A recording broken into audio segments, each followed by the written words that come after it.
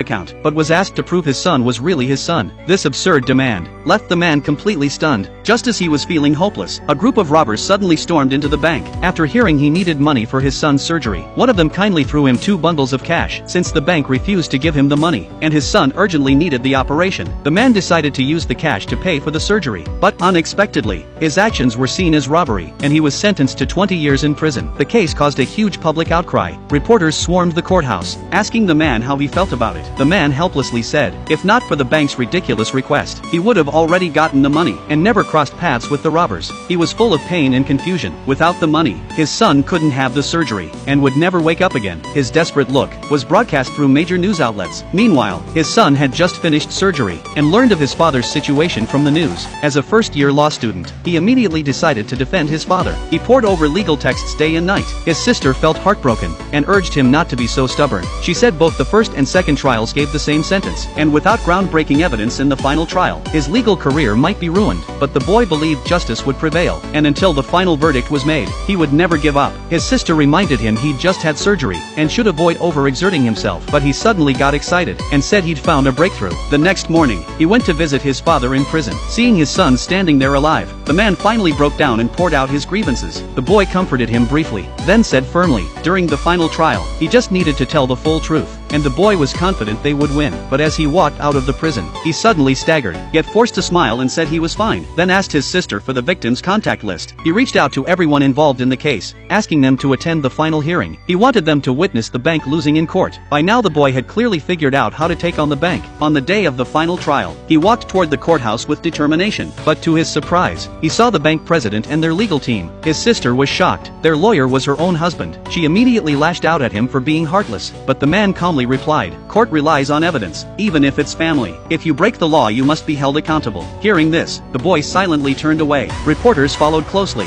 saying the bank had hired a so-called unbeatable lawyer, with a win rate of 95%. They asked the boy what he thought his chances were. He confidently replied his chance of winning was 100%. His words made the bank president laugh out loud, mocking how a college student dared challenge their team. But the boy stood his ground, and asked if winning depended on stats. Then why bother having judges? Law is never biased toward power. Despite the bank's arrogance, he didn't waste time arguing, and walked straight into the courthouse. But just as he stepped inside, he felt intense pain again, so he handed all the prepared documents to his sister, telling her not to give them to anyone else, then went